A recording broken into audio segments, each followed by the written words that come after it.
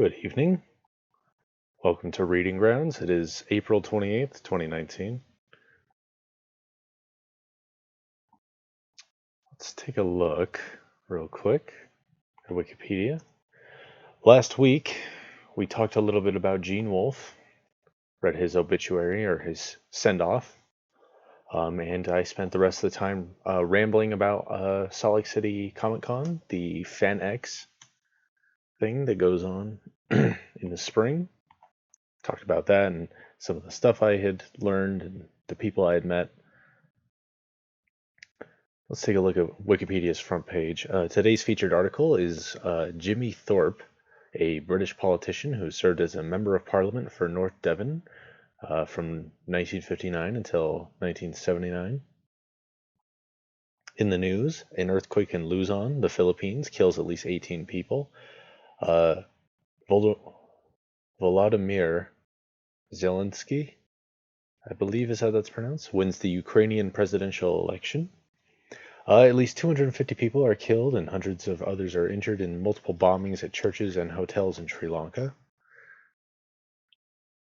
On April 29th in history, in 1770, a British explorer James Cook and the crew of the HMS Endeavour, the first European ship to land in eastern Australia, reached the coast of Botany Bay near present-day Sydney. In 1903, a 30 million cubic meter landslide buried the town of Frank, Northwest Territories, and killed at least 70 of the town's residents, making it the deadliest landslide in Canadian history. In 1945, the 7th U.S. Army liberated Dachau. Is that how it's pronounced, Dachau or Dachau? The first Nazi concentration camp. And allegedly also wounded and killed German prisoners of war. In 1975, North Vietnam concluded its East Sea campaign by capturing all the Spratly Islands that were being held by South Vietnam. That was part of the Vietnam War. Let's see. In the Did You Know section, the crinoid Aporometra wilsoni broods its young in cavities in the feathery pinnules of its arms.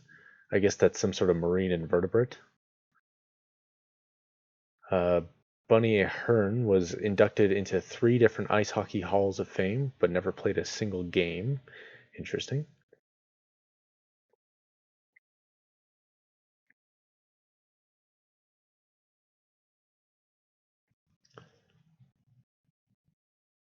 On average, Greece has elected its electoral law regarding apportionment in the Hellenic Parliament once every 1.5 elections.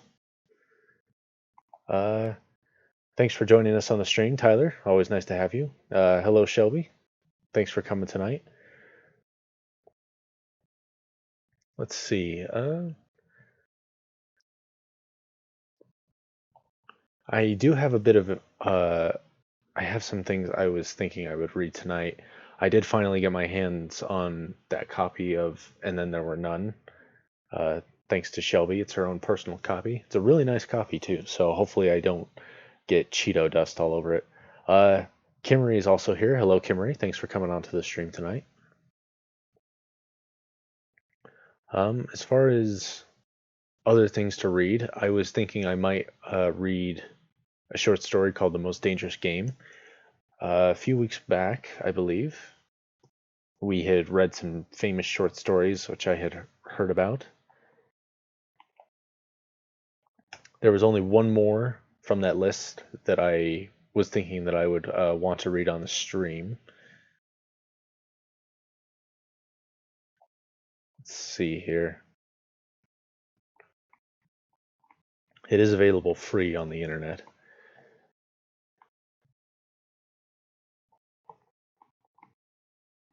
What was the rate that we decided? That about 2,000 words would take me a half hour to read? I believe that was it.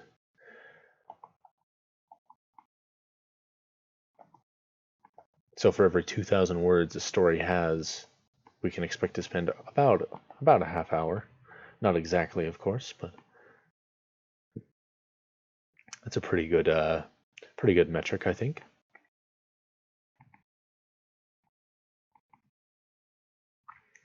Let me just pop this in here.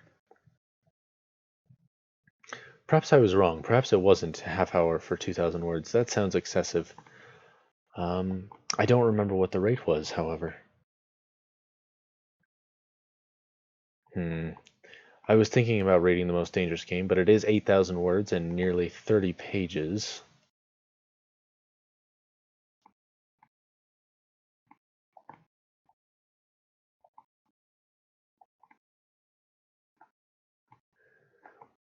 What do you think, chat? Should we read that tonight, or should we find something else to talk about?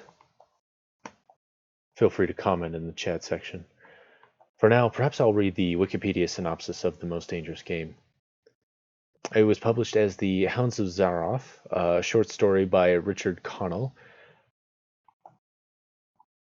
First published in 1924. The story features a big game hunter from New York City who falls off a yacht and swims to what seems to be an abandoned island in the Caribbean, where he is hunted by a Russian aristocrat. Tyler in chat is saying that he'd like to hear it.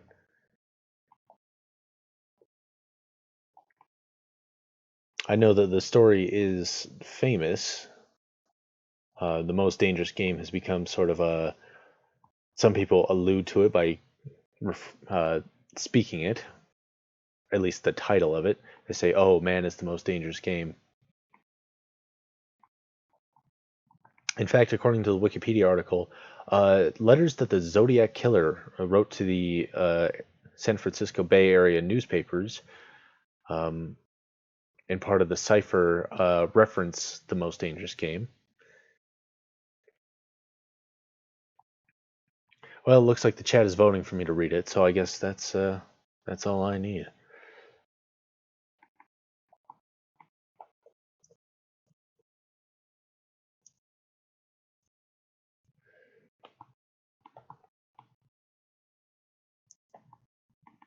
I guess I should probably give the author credit. Is that right? Is that his name? I am so bad at remembering things, to be honest. Yes, but it has an extra L. Because of course it does.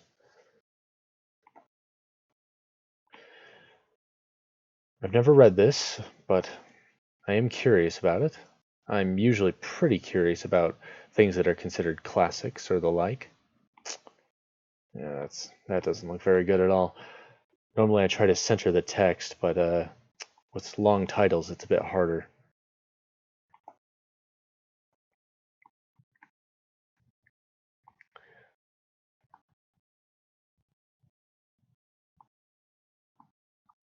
Okay, well, this might be a bit of a long read compared to some of our other things.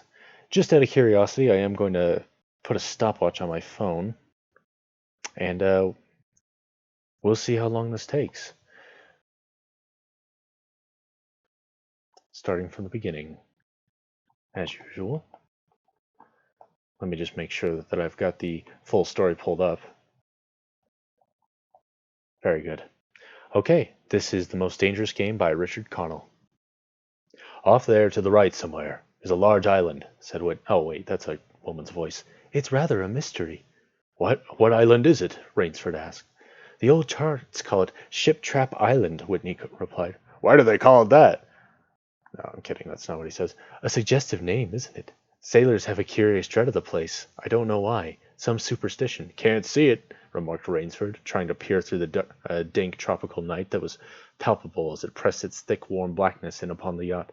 You've got good eyes, said Whitney, with a laugh, and I've seen you pick off a moose moving in the brown fall bush at 400 yards, but even you can't see 4 miles or so through a moonless Caribbean night. Nor 4 yards, admitted Rainsford. Ugh, it's like moist black velvet. It will be light enough in Rio, promised Whitney. We should make it in a few days. I hope the Jaguar guns have come from Purdy's. We should have some good hunting up in the Amazon. Good sport, hunting. The best sport in the world, agreed Rainsford. For the hunter, amended Whitney, not for the Jaguar. Don't talk rot, Whitney. You're a big game hunter, not a philosopher. Who cares how a Jaguar feels? Perhaps the Jaguar does. Bah, they've no understanding. Even so, I rather think they understand one thing. Fear? The fear of pain and the fear of death. Nonsense, laughed Rainsford. This hot weather is making you soft, Whitney. Be a realist. The world is made up of two classes, the hunters and the huntees. Hunty, whatever. Luckily, you and I are hunters. Do you think we've passed that island yet? I can't tell in the dark. I hope so.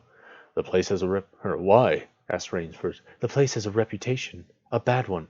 Cannibals? Hardly. Even cannibals wouldn't live in such a god-forsaken place. But it's gotten into sailor lore somehow. Didn't you notice that the crew's nerves seemed a bit jumpy today? They were a bit strange now that you mention it. Even Captain Nielsen, yes, even that tough-minded old Swede, who'd go up to the devil himself and ask for a light. Those fishy blue eyes held a look I never saw there before. All I could get out of him was, "That place has an evil name among seafaring men, sir." Then he said to me very gravely, "Don't you feel anything?" As if the air about us was actually poisonous. Now you mustn't laugh when I tell you this. I did feel something like a sudden chill. There was no breeze. The sea was as flat as a plate glass window. We were drawing near the island then. What I felt was a mental chill, a sort of sudden dread. Pure imagination. One superstitious sailor can taint the whole ship's company with his fear. Maybe, but sometimes I think sailors have an extra sense that tells them when they are in danger. Sometimes I think evil is a tangible thing, with wavelengths, just as sound and light have. An evil place can, so to speak, broadcast vibrations of evil. Anyhow, I'm glad we're getting out of this zone. Well, I think I'll turn in now, Rainsford. Oh wait, was that the woman? That's okay, whatever. I'm not sleepy, said Rainsford. I'm going to smoke another pipe up on the afterdeck. Good night then, Rainsford. See you at breakfast. Right. Good night, Whitney. There was no sound in the night as Rainsford sat there but the muffled throb of the engine that drove the yacht swiftly through the darkness, and the swish and ripple of the wash of the propeller. Rainsford, reclining in a steamer chair, indolently puffed on his favorite beer. Briar? The sensuous drowsiness of the night was on him. It's so dark, he thought, that I could sleep without closing my eyes. The night would be my eyelids. An abrupt sound startled him. Off to the right he heard it, and his ears, expert in such matters, could not be mistaken. Again he heard the sound, and again. Somewhere off in the blackness, someone had fired a gun 3 times. Rainsford sprang up and moved quickly to the rail, mystified. He strained his eyes in the direction from which the reports had come, but it was like trying to see through a blanket. He leaped upon the rail and balanced himself there, to get greater elevation. His pipe, striking a rope, was knocked from his mouth. He lunged for it. A short, hoarse cry came from his lips as he realized he had reached too far and lost his balance. The cry was pinched off short as the blood-warm waters of the Caribbean Sea dosed over his head. He struggled up to the surface and tried to cry out, but the wash from the speeding yacht slapped him in the face, and the salt water in his wide-open mouth made him gag and strangle. Desperately, he struck out with strong strokes after the receding lights of the yacht, but he stopped before he had swum 50 feet. A certain cool-headedness had come to him. It was not the first time he had been in a tight place. There was a chance that his cries could be heard by someone aboard the yacht, but that chance was slender and grew more slender as the yacht raced on. He wrestled himself out of his clothes and shouted with all his power. The lights of the yacht became faint and ever-vanishing fireflies. Then they were blotted out entirely by the night. Rainsford remembered the shots. They had come from the right, and doggedly he swam in that direction, swimming with slow, deliberate strokes, conserving his energy. For a seemingly endless time he fought the sea. He began to count his strokes. He could possibly do 100 more, and then Rainsford heard a sound. It came out of the darkness, a high screaming sound, the sound of an animal in an extremity of anguish and terror. He did not recognize the animal that made the sound. He did not try to. With fresh vitality he swam toward the sound. He heard it again. Then it was cut short by another noise. Crisp, staccato. Pistol shot, muttered Rainsford, swimming on. 10 minutes of determined effort brought another sound to his ears, the most welcome he had ever heard, the muttering and growling of the sea breaking on a rocky shore. He was almost on the rocks before he saw them. On a night less calm, he would have been shattered against them.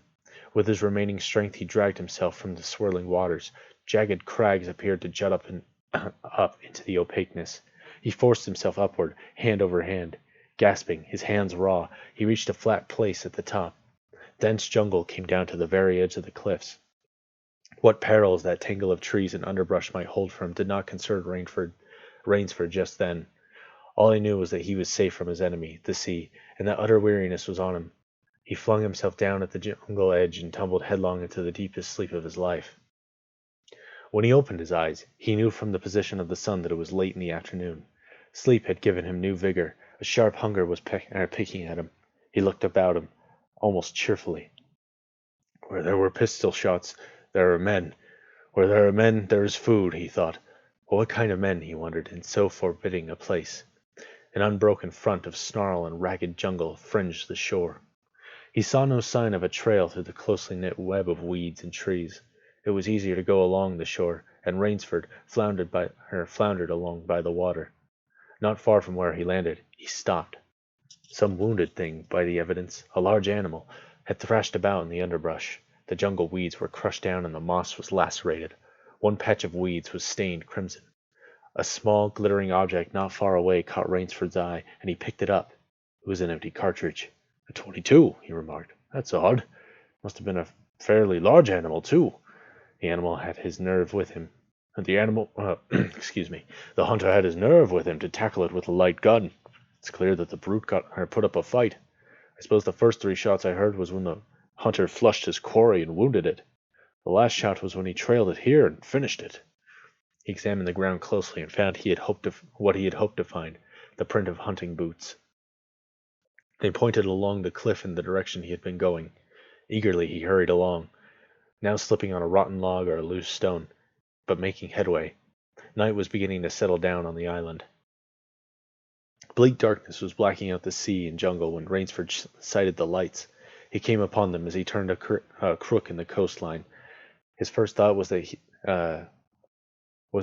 he had come upon a village, for there were many lights. But as he forged along, he saw to his great astonishment that all the lights were in one enormous building, a lofty structure, with pointed towers plunging upward into the gloom. His eyes made out shadowy outlines of a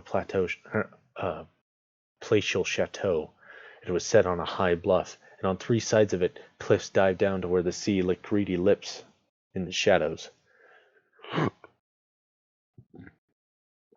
Mirage, thought Rainsford. But it was no mirage he found. When he opened the tall spiked gate, the stone steps were real enough. The massive door with a leering gargoyle for a knocker was real enough. Yet above it all hung an air of unreality. He lifted the knocker, and it creaked up stiffly, as if it had never been used before. He let it fall, and it startled him with its booming loudness. He thought he heard steps within. The door remained closed. Again Rainsford lifted the heavy knocker and let it fall. The door opened then, opened as suddenly as if it were on a spring, and Rainsford stood blinking in the river of glaring gold light that poured out. The first thing Rainsford's eyes discerned was the largest man Rainsford had ever seen, a gigantic creature, solidly made and black-bearded to the waist. In his hand, the man held a long-barreled revolver, and he was pointing it straight at Rainsford's heart. Out of the snarl of beard, 2 small eyes regarded Rainsford. Don't be alarmed, said Rainsford, with a smile which he'd hoped was disarming. I'm no robber. I fell off a yacht. My name is Sanger Rainsford of New York City. The menacing look in the eyes did not change, the revolver pointing as rigidly as if the giant were a statue. He gave no sign that he understood Rainsford's words, or that he had even heard them. He was dressed in uniform, a black uniform trimmed with gray astrakhan. I'm Sanger Rainsford of New York, Rainsford began again. I fell off a yacht. I am hungry. The man's only answer was to raise with his thumb the hammer of his revolver. Then Rainsford saw the man's free hand go to his forehead in a military salute, and he saw him click his heels together and stand at attention. Another man was coming down the broad marble steps, an erect, slender man in evening clothes. He advanced to Rainsford and held out his hand. In a cultivated voice marked by a slight accent that gave it added precision and deliberateness, he said, It is a very great pleasure and honor to welcome Mr. Sanger Rainsford, the celebrated hunter, to my home. Automatically, Rainsford shook the man's hand. I've read your book about hunting snow leopards in Tibet, you see, explained the man. I am General Zaroff. Rainsford's first impression was that the man was singularly handsome. His second was that there was an original, almost bizarre quality about the general's face. He was a tall man past middle age, for his hair was a vivid white, but his thick eyebrows and pointed military mustache were as black as the night from which Rainsford had come. His eyes, too, were black and very bright. He had high cheekbones, a sharp-cut nose, a spare, dark face. The face of a man used to giving orders, the face of an aristocrat. Turning to the giant in uniform, the general made a sign. The giant put away his pistol, saluted, withdrew. "Ivan is an incredibly strong fellow," remarked the general, "but he has the misfortune to be deaf and dumb. A simple fellow, but, I'm afraid, like all his race, a bit of a savage." "Is he Russian?" "He is a Cossack," said the general, and his smile showed red lips and pointed teeth. "So am I." "Come," he said, "we shouldn't be chatting here. We can talk later. Now you want clothes, food, rest. Food, rest. You shall have them. This is a most restful spot." Ivan had reappeared, and the general spoke to him with lips that moved but gave forth no sound. "Follow Ivan, if you please, Mr. Rainsford," said the general. "I was about to have my dinner when you came. I'll wait for you. You'll find that my clothes will fit you, I think." It was to a huge beam-ceiling bedroom with a canopied bed big enough for 6 men that Rainford followed the silent giant. Ivan laid out an evening suit, and Rainsford, as he put it on, noticed that it had come from a London tailor who ordinarily cut and sewed for none for none below the rank of duke. The dining room to which Ivan conducted him was in many ways remarkable. There was a medieval magnificence about it. It suggested a baronial hall of feudal times with its oaken panels, its high ceiling, its vast refectory tables where 2 score men could sit down to eat. About the hall were mounted heads of many animals: lions, tigers, elephants, moose, bears. Larger and more perfect specimen Rainsford had never seen. At the great table the general was sitting, alone. "You'll have a cocktail, Mr. Rainsford," he suggested. The cocktail was surprisingly good, and Rainsford noted the table appointments were of the finest. The linen, the crystal, the silver, the china. They were eating borscht, the rich, red soup with whipped cream so dear to Russian palates. Half apologetically, General Zaroff said, "We do our best to preserve the amenities of civilization here. Please forgive any lapses. We are well off the beaten track, you know. Do you think the champagne has suffered from its long ocean trip?" "Not in the least," declared Rainsford.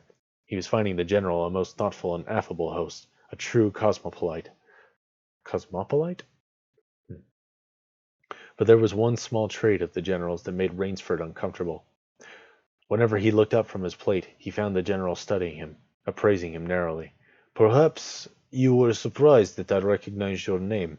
You see, I read all your books on hunting published in English, French, and Russian.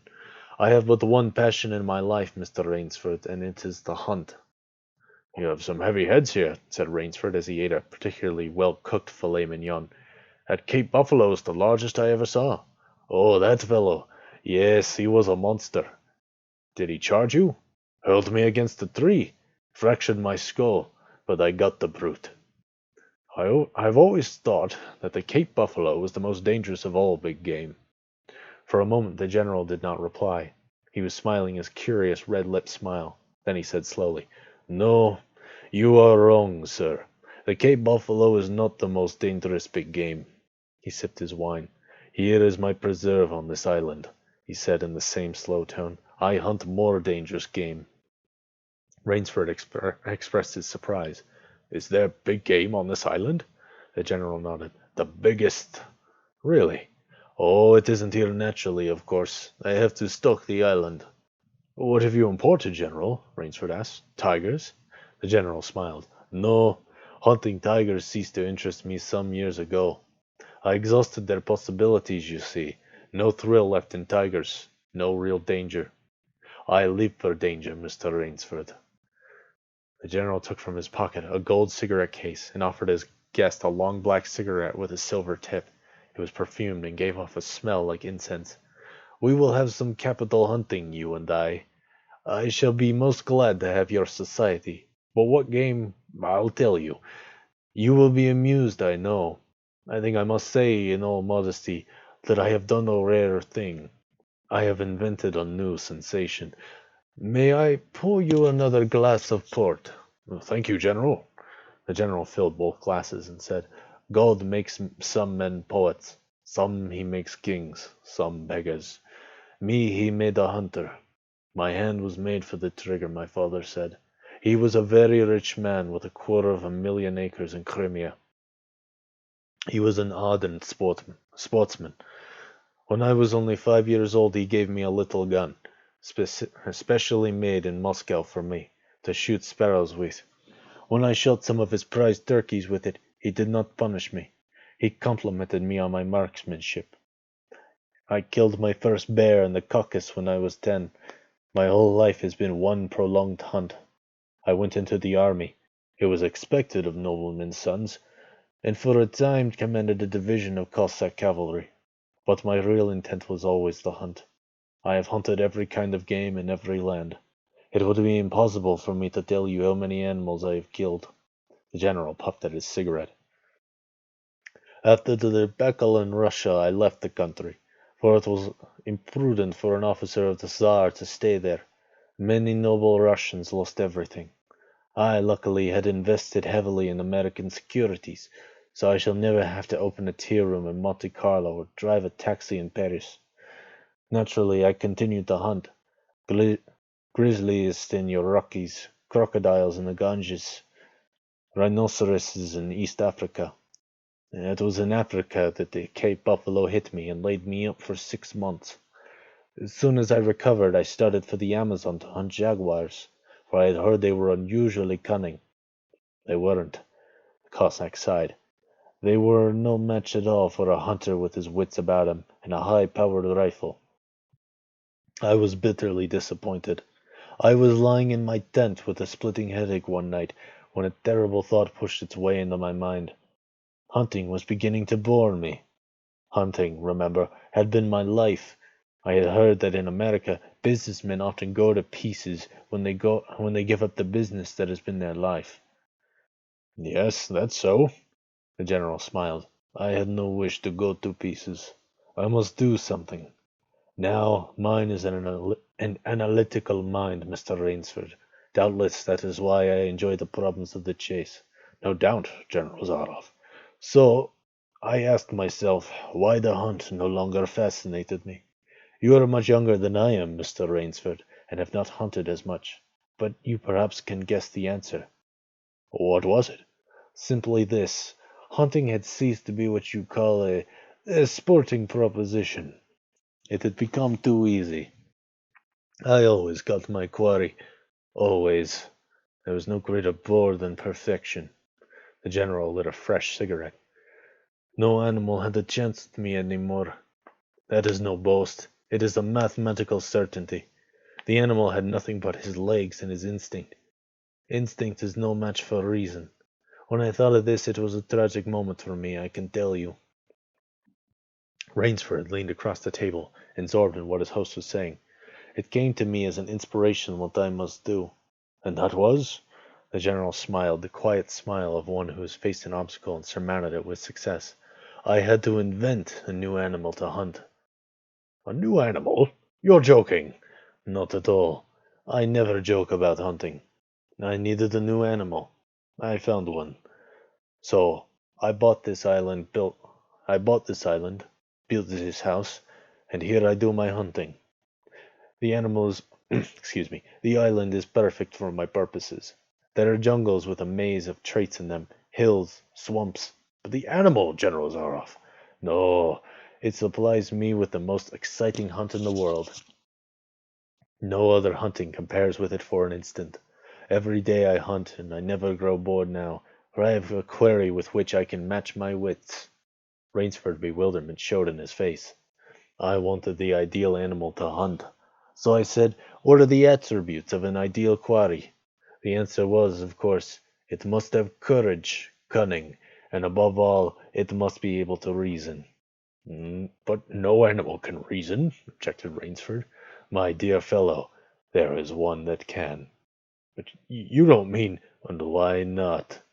I can't believe you are serious, General Zaroff. This is a grisly joke. Ha! That's a Kimmery joke, is what that is.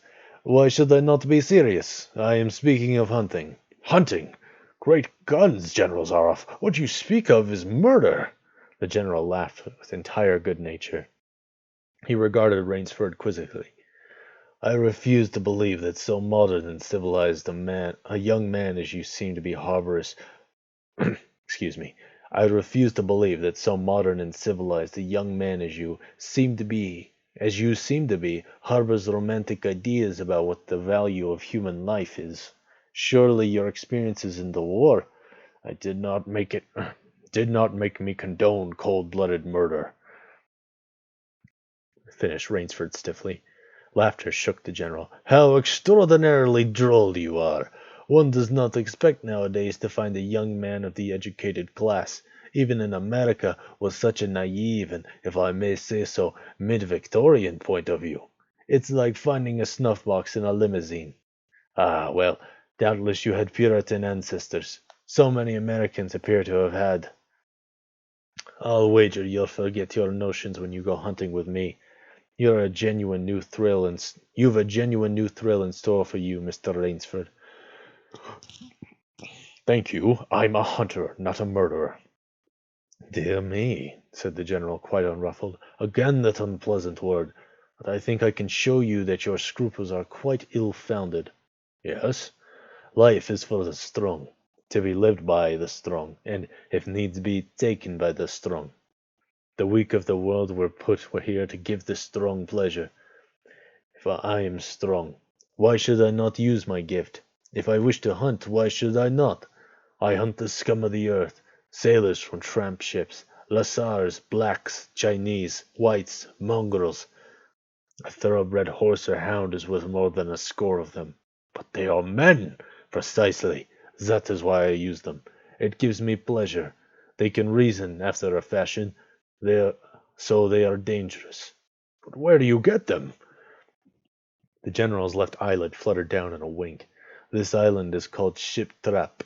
Sometimes an angry god of the high seas sends them to me.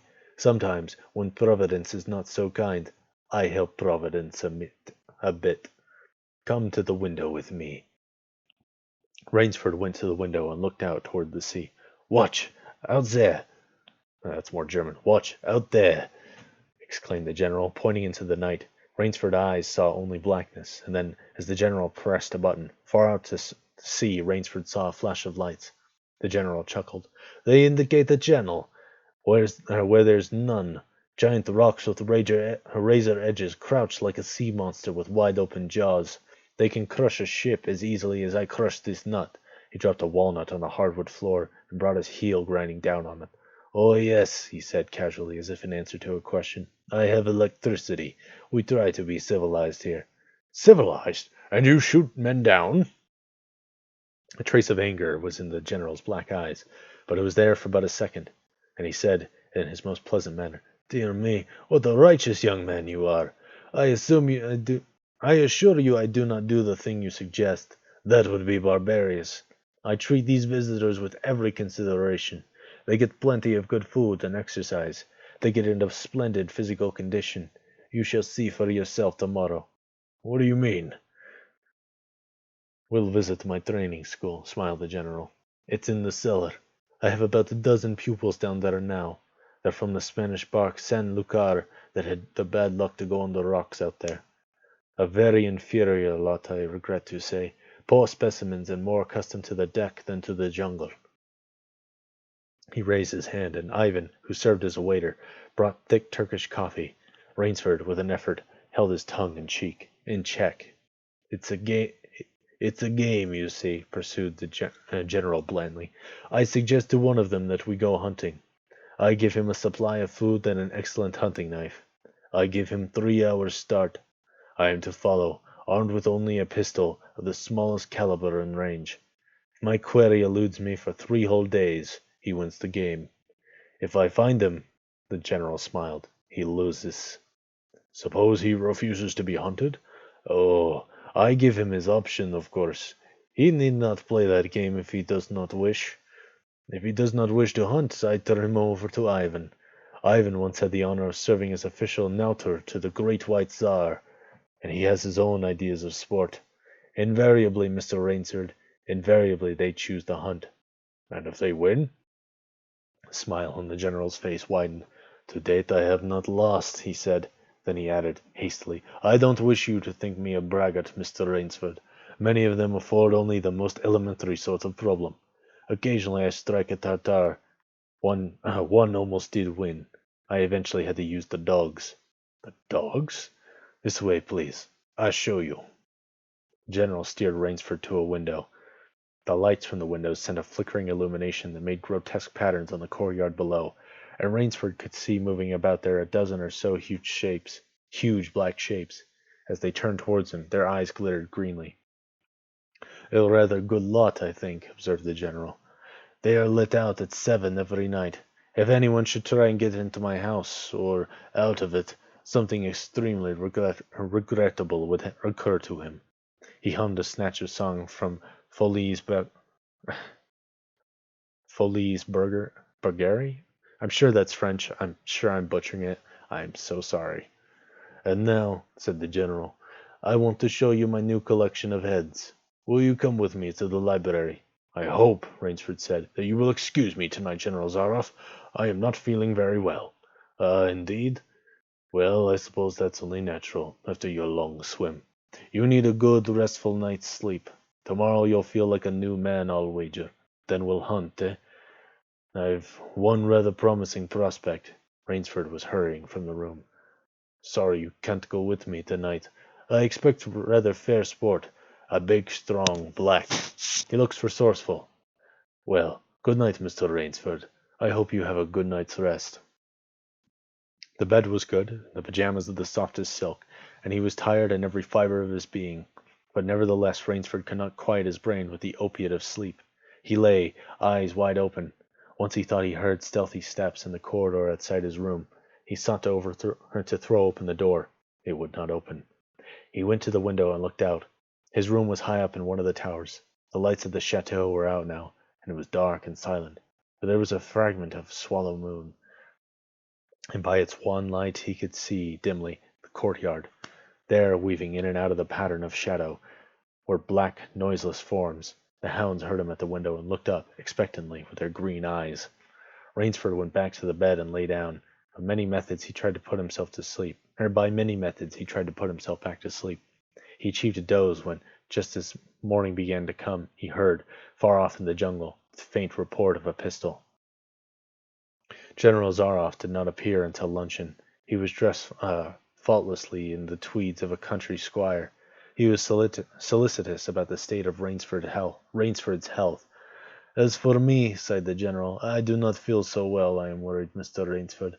Last night I detected traces of my old complaint. To Rainsford's questioning glance, the general said, Ennui, boredom. Then taking a second helping of crepes Suzette, the general explained, The hunting was not good last night. The fellow lost his head. He made a straight trail that offered no problems at all. That's the trouble with these sailors. They have dull brains to begin with, and they do not know how to get about in the woods. They do excessively stupid and obvious things. It's most annoying. Will you have another glass of Chablis, Mr. Rainsford? General, I wish to leave this island at once. The general raised his thickets of eyebrows. He seemed hurt. But, my dear fellow, you've only just come. You've had no hunting. I wish to go today. He saw the dead black eyes of the general on him, studying him. General Zaroff's face suddenly brightened. He filled Rainsford's glass with venerable Chablis from a dusty bottle. Tonight, said the general, we will hunt, you and I. Rainsford shook his head. No, general, I will not hunt. The general shrugged his shoulders and delicately ate a hothouse grape. As you wish, my friend. The choice rests entirely with you. But may I not venture to suggest that you will find my ideas of sports more diverting than Ivan's? He nodded towards the corner where the giant stood, scowling, his thick arms crossed on his hogshead of a chest. You don't mean, my dear fellow, have I not told you I always mean what I say about hunting? This is really an inspiration. I drink to a foeman worthy of my steel, at last. The general raised his glass, but Rainsford sat staring at him. You'll find this game worth playing, the general said enthusiastically. Your brain against mine. Your woodcraft against mine. your strength and stamina against mine. Out or chest, and the stake is not without value, eh? And if I win, I'll cheerfully acknowledge my self-defeat if I do not find you by midnight of the third day, said General Zaroff. My sloop will place you on the mainland near a town. The general read what Rainsford was thinking. Oh, you can trust me, said the Cossack. I will give you my word as a gentleman and a sportsman. Of course you, in turn, must agree to say nothing of your visit here. I'll agree to nothing of the kind. Oh, in that case, but why discuss that now? 3 days hence we can discuss it over a bottle of Veuve Clicquot. Unless... The general sipped his wine. Then a business-like air animated him. Ivan, he said to Rainsford, will supply you with hunting clothes, food, a knife. I suggest you wear moccasins. They will leave a poorer trail. I suggest, too, that you avoid the big swamp in the southeast corner of the island. We call it Death Swamp. There's quicksand there. One foolish fellow tried it. The deplorable part of it was that Lazarus followed him. You can imagine my feelings, Mr. Rainsford. I loved Lazarus. He was the finest hound in my pack. Well, I must beg you to excuse me now. I always take a siesta after lunch. You'll hardly have time for a nap, I fear. You want to start, no doubt. I shall not follow till dusk. Hunting at night is so much more exciting than by day. Don't you think? Au revoir, Mr. Rainsford. Au revoir. General Zaroff, with a deep, courtly bow, strolled from the room. From another door came Ivan. Under one arm he carried khaki hunting clothes, a haversack of food, a leather sheath containing a long-bladed hunting knife. His right hand rested on a cocked revolver thrust in the crimson sash about his waist. Rainsford had fought his way through the bush for 2 hours. I must keep my nerve. I must keep my nerve, he said through tight teeth.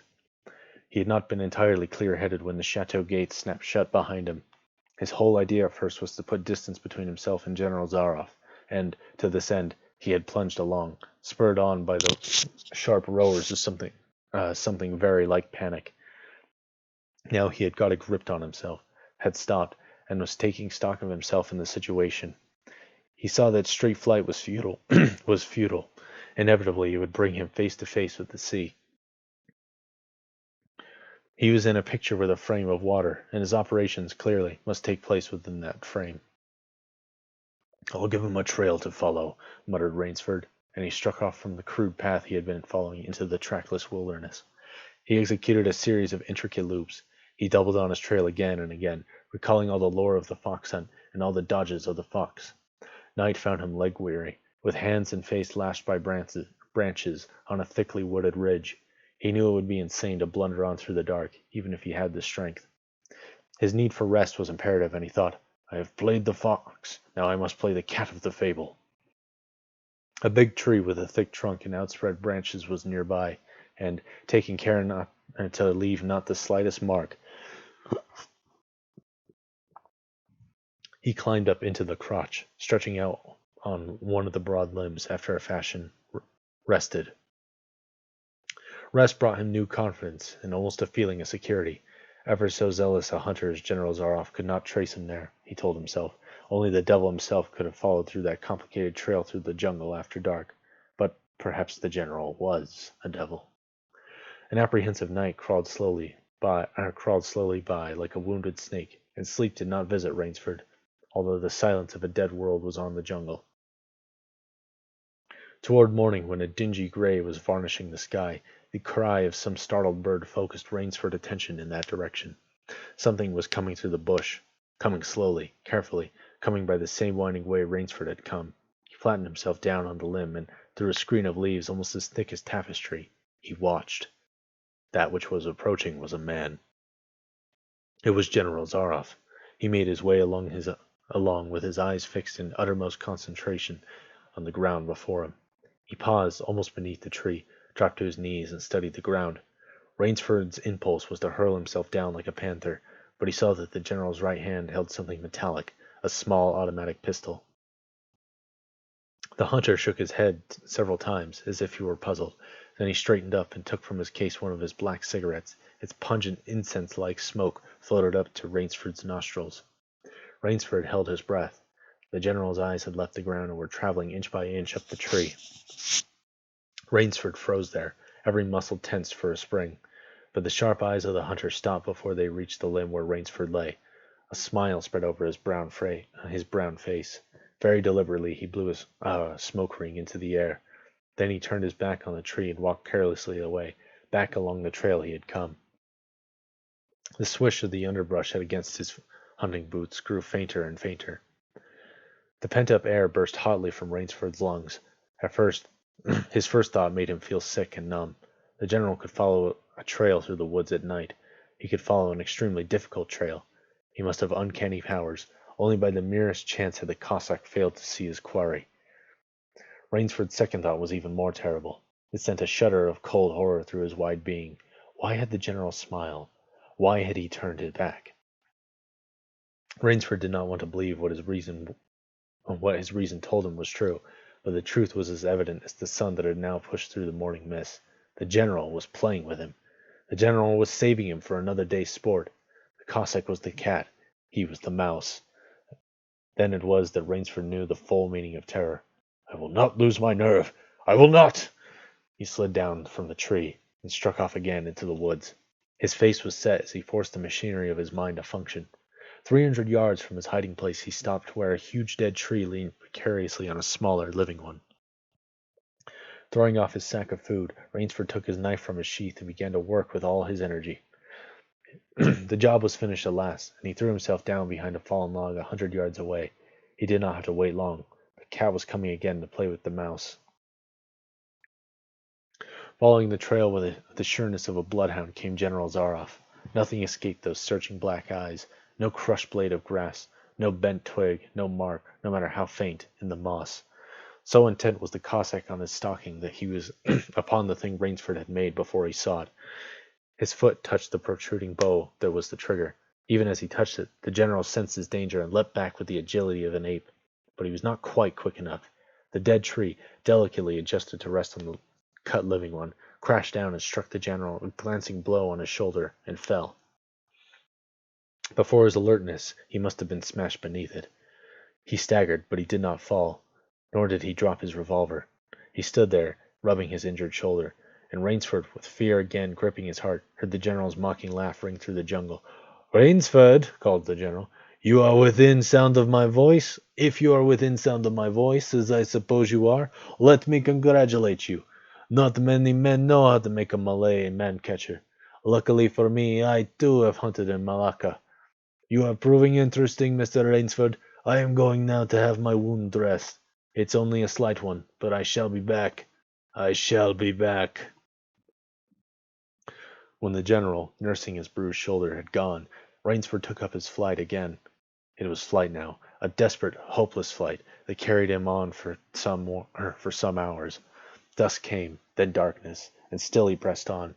The ground grew softer under his moccasins. The vegetation grew ranker, denser. Insects bit him savagely. Then, as he stepped forward, his foot sank into the ooze. He tried to wrench it back, but the muck sucked viciously at his foot, as if it were a giant leech. With a violent effort, he tore his feet loose. He knew where he was now, Death Swamp and its quicksand. His hands were tight closed, as if his nerve were something tangible that someone in the darkness was trying to tear from his grip. The softness of the earth had given him an idea. He stepped back from the quicksand a dozen feet or so, and, like some huge prehistoric beaver, he began to dig. Rainsford had dug himself in France when a second's delay meant death. That had been a placid pastime compared to his digging now. The pit grew deeper. When it was above his shoulders, he climbed out and from some hard saplings cut stakes and sharpened them to a fine point. These stakes he planted in the bottom of the pit with their points sticking up. With flying fingers he wove a rough carpet of weeds and branches, and with it he covered the mouth of the pit. Then, wet with sweat and aching with tiredness, he crouched behind the stump of a lightning-charred tree. He knew his pursuer was coming. He heard the padding sound of feet on the soft earth, and the night breeze brought him the perfume of the general's cigarette. It seemed to Rainsford that the general was coming with unusual swiftness. He was not feeling his way along, foot by foot. Rainsford, crouching there, could not see the general, nor could he see the pit. He lived a year in a minute. Then he felt an impulse to cry aloud with joy, for he heard the sharp crackle of the breaking branches as the cover of the pit gave way. He heard the sharp scream of pain as the pointed stakes found their mark. He leapt out from his place of concealment. Then he cowered back. 3 feet from the pit a man was standing, with an electric torch in his hand. "You've done well, Rainsford," the voice of the general called. "Your Burmese tiger pit has claimed one of my best dogs. Again you score. I think, Mr. Rainsford, I'll see what you can do against my whole pack. I'm coming home for a rest now. Thank you for a most amusing evening." At daybreak, Rainsford, laying near the swamp, was awakened by by a sound that made him know that he had new things to learn about fear. It was a distant sound, faint and wavering, but he knew it. It was the baying of a pack of hounds. Rainsford knew he could do one of two things. He could stay where he was and wait. That was suicide. He could flee. That was postponing the inevitable. For a moment he stood there, thinking. An idea that held a wild chance came to him, and, tightening his belt, he headed away from the swamp. The baying of the hounds drew nearer, then still nearer, ever nearer. On a ridge Rainsford claimed a tree. Down a watercourse, not a quarter of a mile away, he could see the bush moving. Straining his eyes, he saw the lean figure of General Zaroff. Just ahead of him Rainsford made out another figure, whose wide shoulders surged through the tall jungle weeds. It was the giant Ivan, and he seemed pulled forward by some unseen force. Rainsford knew Ivan must be holding the pack in leash. They would be on him any minute now. His mind worked frantically. He thought of a native trick he had learned in Uganda. He slid down the tree. He caught hold of a springy young sapling, and to it he fastened his hunting knife, with the blade pointing down the trail. With a bit of wild grapevine he tied back the sapling. Then he ran for his life. The hounds raised their voices as they hit the fresh scent. Rainsford knew now how an animal at bay feels. He had to stop to get his breath. The baying of the hounds stopped abruptly, and Rainsford's heart stopped too. They must have reached the knife. He shinned excitedly up the tree and looked back. His pursuers had stopped, but the hope that was in Rainsford's brain when he climbed up died, for he saw in the shallow valley that General Zaroff was still on his feet. But Ivan was not. The knife, driven by the recoil of the springing tree, had not wholly failed. Rainsford had hardly tumbled to the ground when the pack took up the cry again. "Nerve! Nerve! Nerve!" he panted as he dashed along. A blue gap showed between the dead trees ahead. Ever nearer drew the hounds. Rainsford forced himself on towards that gap. He reached it. It was the shore of the sea. Across a cove he could see the gloomy gray stone of the chateau. 20 feet below him the sea rumbled and hissed. Rainsford hesitated. He heard the hounds. Then he leapt out far into the sea. While the general and his pack reached the place by the sea, the Cossack stopped. For some minutes he stood regarding the blue-green expanse of water. He shrugged his shoulders. Then he sat down, took a drink of brandy from a silver flask, lit a cigarette, and hummed a bit of Madame Butterfly. General Zaroff had an exceedingly good dinner in his great paneled dining hall that evening. With it he had a bottle of Pole Roger and half a bottle of Chambertin. 2 slight annoyances kept him from perfect enjoyment. One was the thought that it would be difficult to replace Ivan. The other was that his quarry had escaped him. Of course, the American hadn't played the game. So thought the general as he tasted his after-dinner liquor. In his library he read, to soothe himself, from the works of Marcus Aurelius. At 10 he went up to his bedroom. He was deliciously tired, he said to himself, as he locked himself in. There was a little moonlight, so, before turning on his light, he went to the windows and looked down at the courtyard. He could see the great hounds, and he called, "Better look next time," to them. Then he switched on the light. A man, who had been hiding in the curtains of the bed, was standing there. "Rainsford!" screamed the general. "How in God's name did you get here?" "Swam," said Rainsford. "I found it quicker than walking through the jungle." The general sucked in his breath and smiled. "I congratulate you," he said. "You have won the game." Rainsford did not smile. "I'm still a beast at bay," he said in a low, hoarse voice. Get ready, General Zaroff." The general made one of his deepest bows. "I see. Splendid. One of us is to furnish a repast for the hounds. The other will sleep in this very excellent bed. On guard, Rainsford." He had never slept in a better bed, Rainsford decided. So that's the most dangerous game.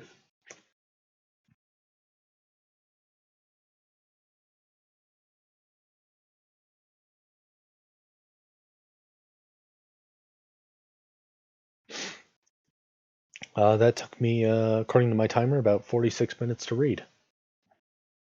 Yeah, that was actually, I liked that one. I enjoyed it.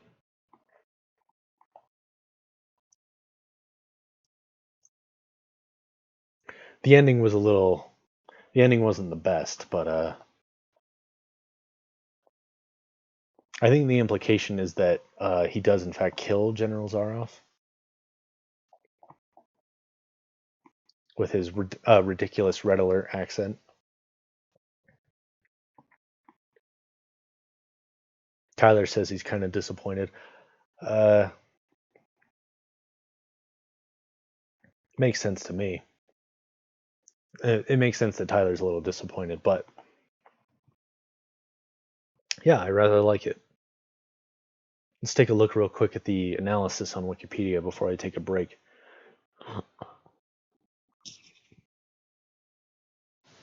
Okay, so specifically under the analysis section, the most dangerous game is a popular read within middle and high school curricula due to the strength of the themes within the story.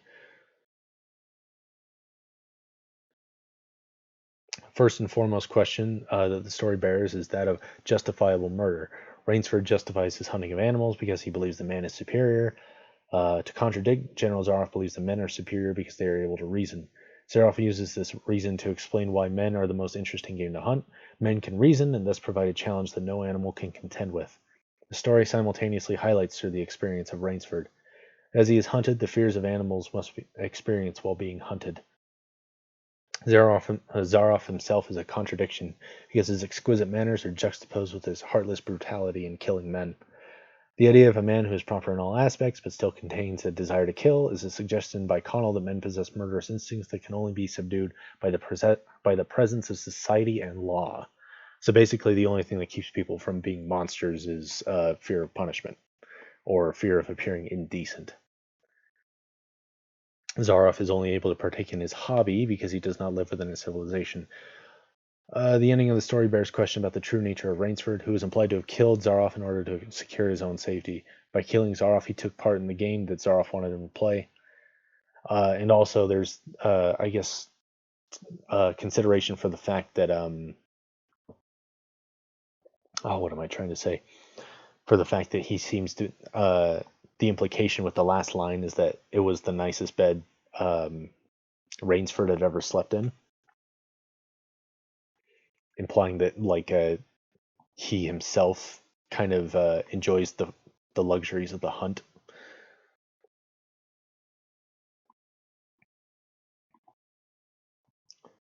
Yeah, I like that honestly.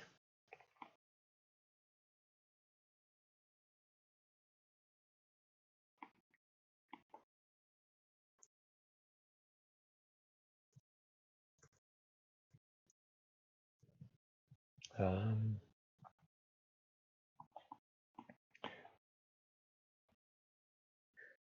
it is. I know this is like high school reading, middle school reading. Um, I guess that's okay.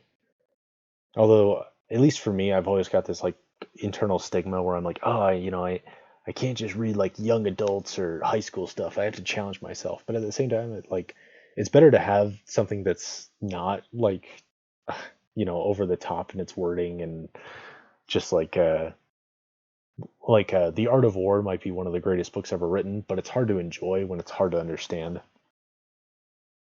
So it is nice to have stories like this where there's interesting stuff going on, but it's not, up its own butt with its wording and prose. Anyways, um, so I've been streaming for about an hour now. I'm going to be taking a quick break.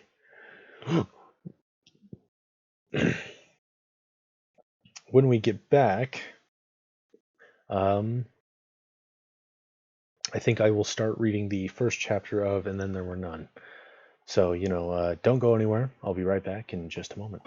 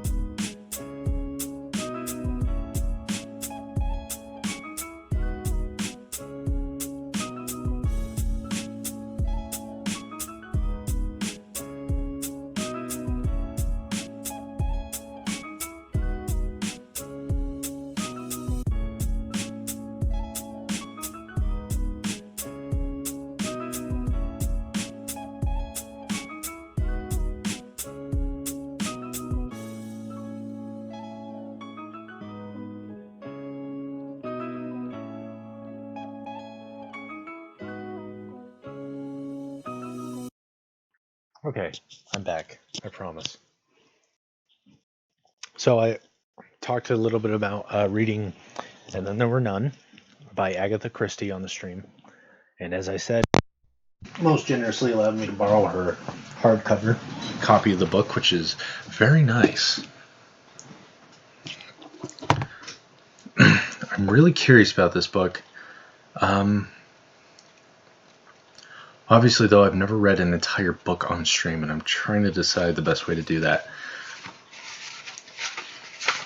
This seems like it's fairly light reading. It's about 250 pages. Actually, a little less, it looks like.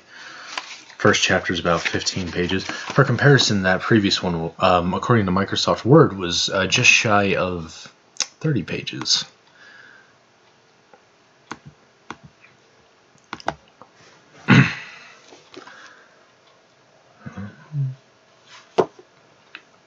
I'm trying to think if there was something else I wanted to say before I began.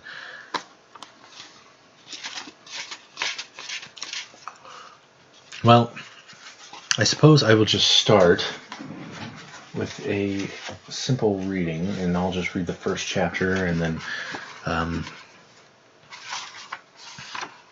we will go from there, I suppose.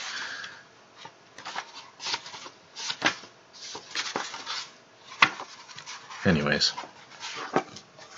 let me first, excuse me, well, let me cough first.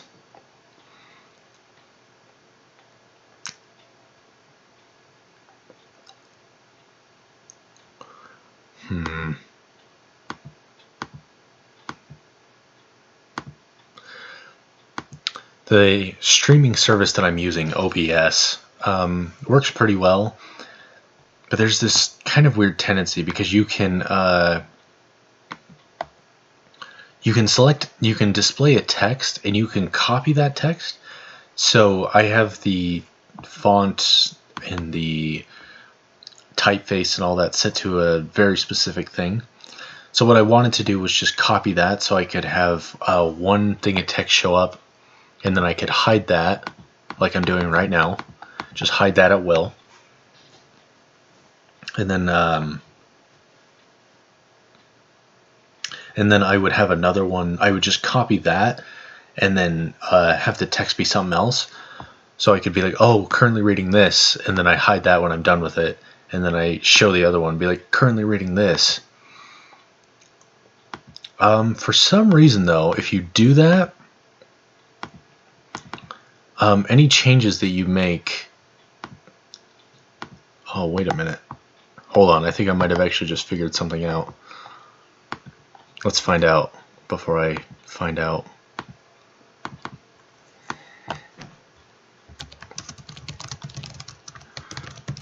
So, like, if I were to change this, I just copied that other one. Yeah, and now both of them, for some reason, both of them say the same thing.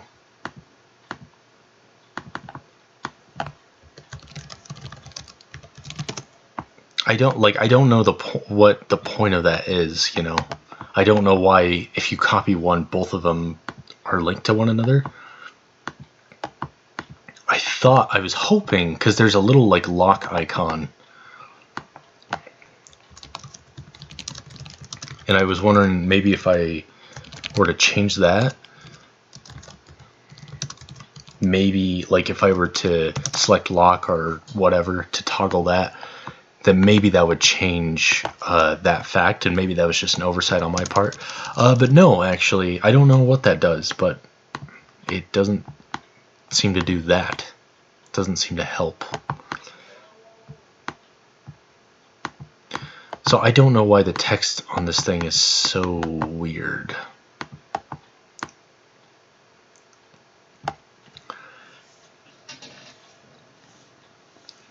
And I'm too lazy to go and set up a new source and change it.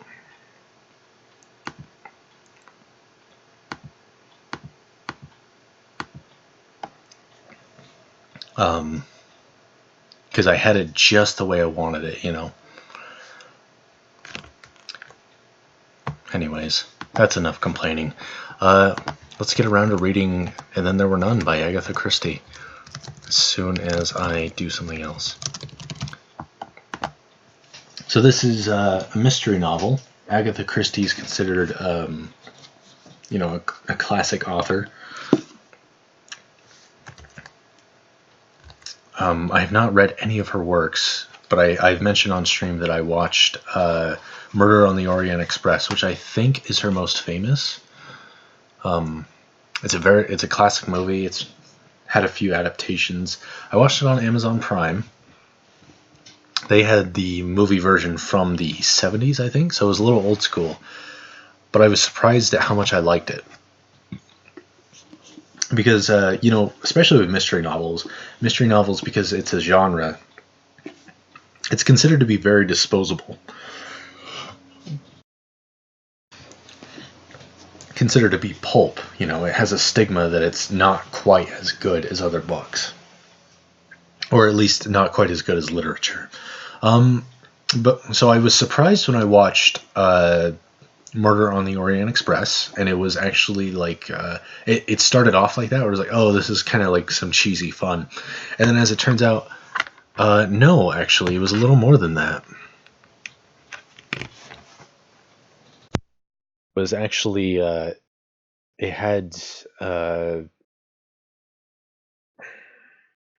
I hate to say this, literary value, I suppose. It presented sort of a moral conundrum. It had some interesting character to it. Um, and the murder itself was really interesting. Like, it was very clever, and the way it was presented and hinted at. Because a mystery is only as good as its twist. It's only as good as how the murder gets solved. And the best mysteries are the ones where, like, you can see the hints, and maybe you can tell that they're hints, but at the end of the day, you don't know who it is until the author reveals it, and then you look back and you go, "Oh, that makes sense." Those are the best. And that was what Murder on the Orient Express is. But that's not this. This is a different book. I don't know anything about this. I think it was the last one Agatha Christie wrote. If not, it was one of the. It was close to that. Kimmery a few minutes ago said she was dying. Rip in peace, Kimmery. Um, Rip in peace. You'll be sorely missed.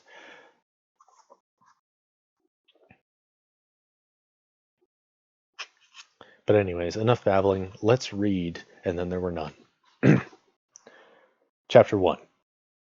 In the corner of a first-class smoking carriage, Mr. Justice Wargrave, lately retired from the bench, puffed at a cigar and ran an interested eye through the political news in the Times.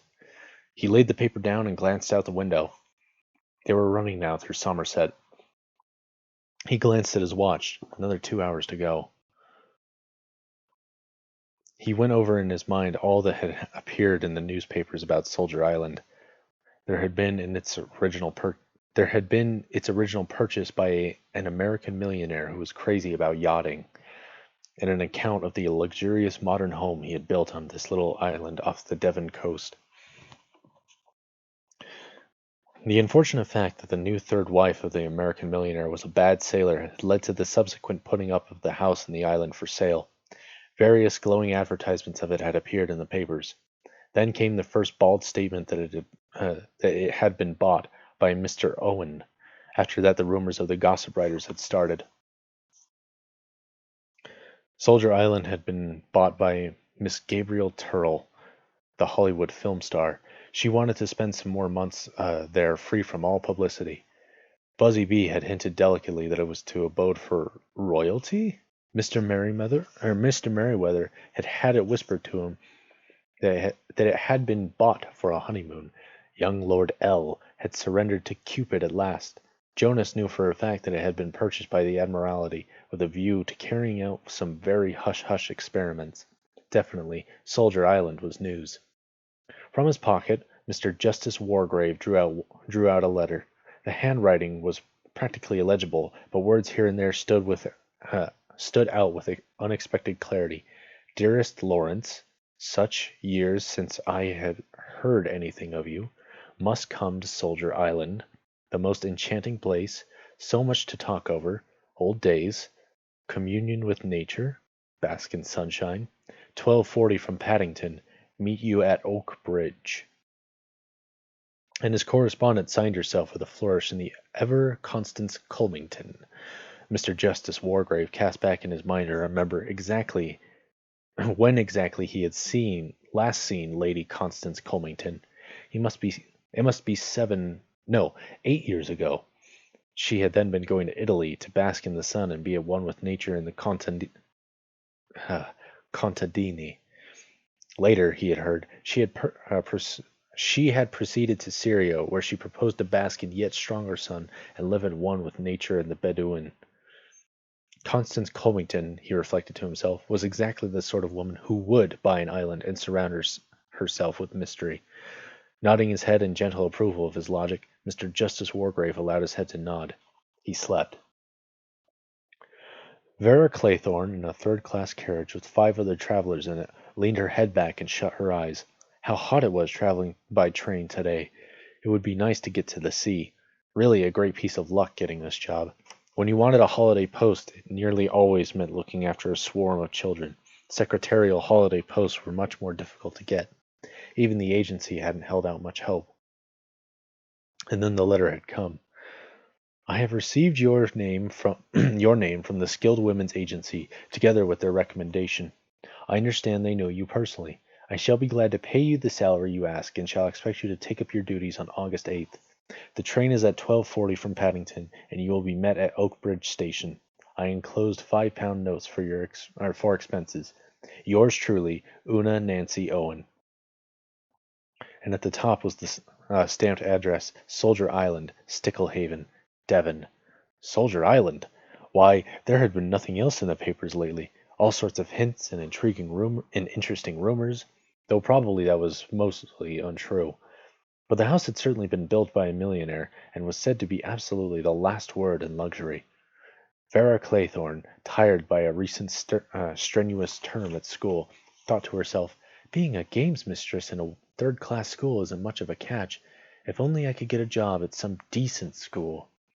And then, with a cold feeling around her heart, she thought, but I'm lucky to have even this. After all, people don't like coroner's inquest, even if the coroner did acquit me of all blame. He had even complimented her on her presence of mind and courage, she remembered. For an inquest it couldn't have gone better, and Mrs. Hamilton had been kindness itself to her. Only Hugo. But she couldn't think of Hugo. Suddenly, in spite of the heat of the carriage, she shivered and wished she wasn't going to the sea. A picture rose clearly before her mind. Cyril's head, bopping up and down, swimming to the rock. Up and down, and herself swimming in easy practiced strokes after him, cleaving her way through the water but knowing, only too surely, that she wouldn't be in time. The sea and its deep warm blue morning spent lying out on the sands. Hugo who said he loved her. She must not think of Hugo. She opened her eyes and frowned across at the man opposite her. A man with a brown face, light eyes set rather close together, and an arrogant, almost cruel mouth. She thought to herself, I bet he's been to some interesting parts of the world, and seen some interesting things. Philip Lombard, summing up the girl opposite in a mere flash of his quick-moving eyes, thought to himself, quite attractive. Bit school mistressy, perhaps. A cool customer, he should imagine, and one who could hold her own in love or war. He'd rather like to take her on. He frowned. No, cut out all that stuff. That was business. He'd got to keep his mind on the job. What exactly was up, he wondered. That little Jew had been damned mysterious. Take it or leave it, Captain Lombard, he had said thoughtfully. 100 guineas, eh? He had said it in a casual way, as though 100 guineas was nothing to him. 100 guineas when he was literally down to his last square meal.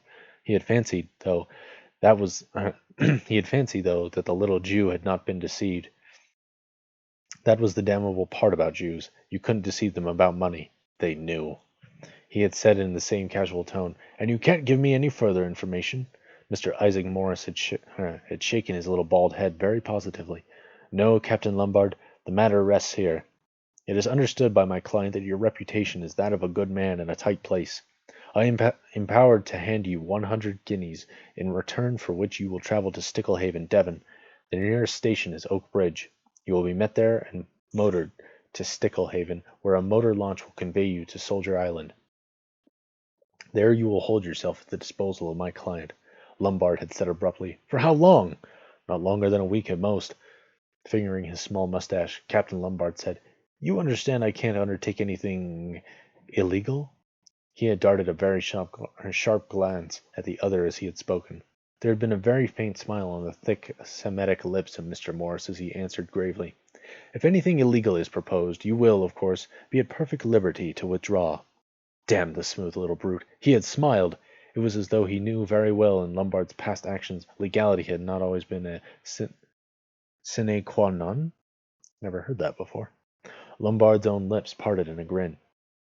By Jove, he'd sailed pretty near the wind once or twice, but he'd always got away with it. There wasn't much he drew the line at, really. No, there wasn't much he'd draw the line at. He fancied that he was going to enjoy himself at Soldier Island. In a non-smoking carriage, Miss Emily Brent sat very upright, as was her custom. She was 65 and did not approve of lounging. Her father, a colonel of the old school, had been particular about deportment. The present generation was shamelessly lax in their carriage and in every other way. Enveloped in an aura of righteousness and unyielding principles, Miss Brent sat in her crowded third-class carriage and triumphed over its discomfort and its heat. Everyone made such a fuss over things nowadays. They wanted injections before they had teeth pulled. They took drugs if they couldn't sleep. They wanted easy chairs and cushions, and the girls allowed their figures to slop about anyhow and lay about half naked on the beaches in summer. Miss Brent's lips set closely. She would like to make an example of certain people. She remembered last year's summer holiday. This year, however, it would be quite different. Soldier Island. Mentally, she reread the letter which she had already read so many times. Dear Miss Brent, I do hope you remember me. We were together at Belhaven Guest House in August some years ago. We seem to have so much in common. I am starting a guest house of my own on an island off the coast of Devon. I think there is really an opening for a place where there is a good plain cooking and a nice old-fashioned type of person. None of this nudity and gramophones half the night. I shall be very glad if you could see your way to spending your summer holiday on Soldier Island, quite free, as my guest. Would early in August suit you? Perhaps the 8th. Yours sincerely, U.N. What was the name? The signature was rather difficult to read. Emily Brent thought impatiently, so many people write their signatures quite inelligibly. She let her mind run back over the people at Belhaven. She had been there 2 summers running. There had been that nice middle-aged woman, Mrs. Now, what was her name? Her father had been a canon. There had been a Miss Ormond. No, surely it was Oliver. Yes, Oliver. Soldier Island. There had been things in the paper about Soldier Island. Something about a film star. Or was it an American millionaire? Of course, those places went very cheap. Islands didn't suit everybody. They thought the idea was romantic, but when they came to live there, they realized the disadvantages and were only too glad to sell. Emily Brent thought to herself, I shall be getting a free holiday at any rate. With her income so much reduced and so many dividends not being paid, that was indeed something to take into consideration. If only she could remember a little about Miss Oliver? General MacArthur looked out the carriage window. The train was just coming into Exeter when he had to change. Damnable, these slow line trains. This place, Soldier Island, was really no distance at all as the crow flies. He hadn't got it clear who this fellow Owen was. A friend of Spoof Leggard's, apparently, and of Johnny Dyer's. 1 or 2 of your old cronies are coming. Would like to have a talk over old times. Well, he'd enjoy a chat about old times. He'd had a fancy lately that fellows were rather fighting shy of him, all owing to that damned rumor. By God, it was pretty hard. Nearly 30 years ago now. Armstrong had talked, he supposed. Damned young pup. What did he know about it? Oh well, no good brooding about these things. One fancied things sometimes. Fancied a fellow was looking at you queerly. This Soldier Island now, he'd be interested to see it. A lot of gossip flying about. Looked as though there might be something in the rumor that the Admiralty or the War Office of the Air Force had gotten hold of it. Young Elmer Robson, the American millionaire, had actually built the plane. Spent thousands on it, so it was said. Every mortal luxury. Exeter, and an hour to wait. And he didn't want to wait. He wanted to get on. Dr. Armstrong was driving his Morris across Salisbury Plain. He was very tired. Success had its penalties. There had been a time when he had sat in his consulting room in Harley Street, correctly apparelled, surrounded with the most up-to-date appliances and the most luxurious furnishings, and waited through the empty days for his venture to succeed or fail. Well, it had succeeded. He'd been lucky and skillful, of course. He was a good man at his job, but that wasn't enough for success. You had to have luck as well, and he'd had it. An accurate diagnosis, a couple of grateful women patients, women with money and position, and word had gotten about. You ought to try Armstrong. Quite a young man, but so clever. Pam had been to all sorts of people for years, and he put his finger on the table at once. The ball had started rolling. And now Dr. Armstrong had definitely arrived. His days were full. He had little leisure, and so, on this August morning, he was glad that he was leaving London and going to be for some days on an island off the Devon coast. Not that it was exactly a holiday. The letter he had received had been vague in its terms, but there was nothing vague about the accompanying cheque, a whacking fee. These Owens must be rolling in money. Some little difficulty, it seemed. A husband who was worried about his wife's health and wanted a report on it without her being alarmed. She wouldn't hear of seeing a doctor. Her nerves. Nerves! The doctor's eyebrows went up. These women and their nerves. Well, it was good for business, after all. Half the women who consulted him had nothing the matter with them but boredom. But they wouldn't thank you for telling them so, and one could usually find something. A slightly uncommon condition of the some long word, nothing at all serious, but it just needs putting right, a simple treatment. Well, medicine was mostly faith healing when it came to it, and he had a good manner. He could inspire hope and belief. Lucky that he'd managed to pull himself together time after that business 15 years ago. It had been a near thing that. He had been going to pieces. The shock had pulled him together. He cut out drink altogether. By Jove, it had been a near thing through. With a devastating ear-splitting blast on the horn, an enormous supersports Dalmain car rushed past him at 80 miles an hour. Dr. Armstrong nearly went into the hedge. One of these young fools who tore around the country. He hated them. That had been a near shave, too. Damned young fool. Tony Marston, rolling down into the mirror, thought to himself, the amount of cars crawling about the roads is frightful. Always something blocking your way. And they will drive in the middle of the road. Pretty hopeless driving in England anyway. Not like France where you could really let out. Should he stop here for a drink or push on? Heaps of time. Only another 100 miles and a bit to go. He'd have a gin and ginger beer. Fizzling hot day. The island place ought to be rather good fun, if the weather lasted. Who were the Owens, he wondered. Rich and stinking, probably. Badger was rather good at nosing people like that out. Of course, he had to, poor old chap, with no money of his own. Hope they'd do one well in drinks. Never knew with these fellows who'd made their money and weren't born into it. Pity that story about Gabriel Turrell having bought Soldier Island wasn't true. He'd like to have been in with that film star crowd. Oh well, he supposed there'd be a few girls there. Coming out of the hotel, he stretched himself, yawned, looked up at the blue sky, and climbed into the Dalmain. Several young women looked at him admiringly. His 6 foot of well-proportioned body, his crisp hair, tanned face, and intensely blue eyes. He let in the clutch with a roar and a leap up the narrow street.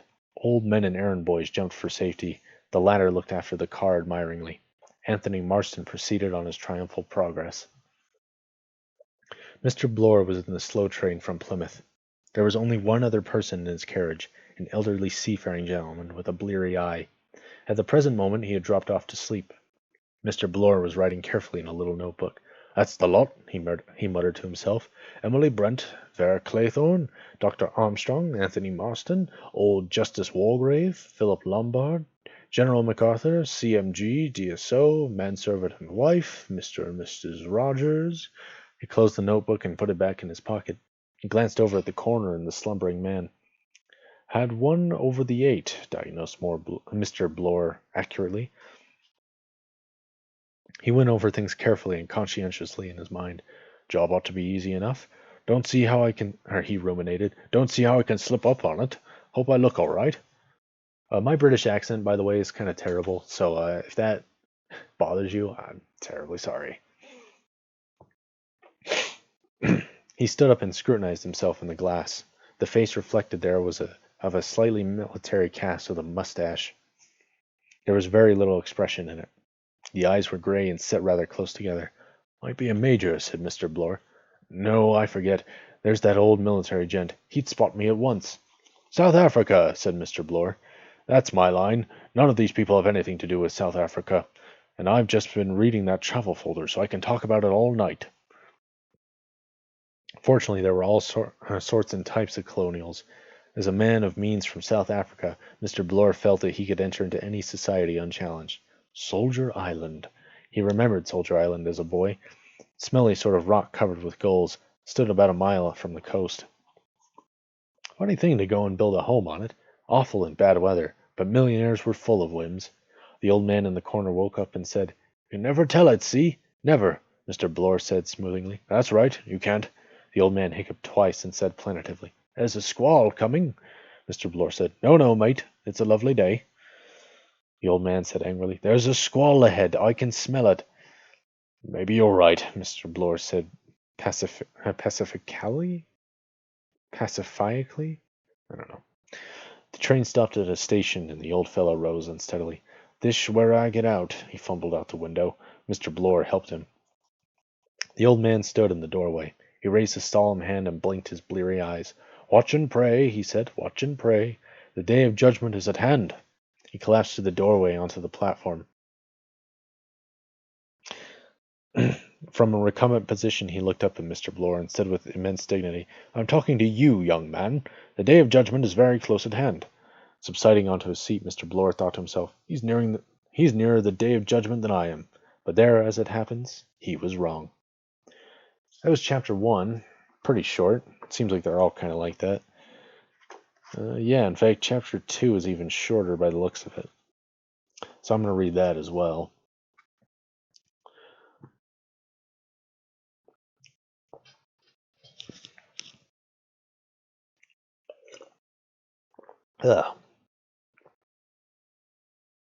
Hopefully I can keep track of different voices. I'm not sure if I can.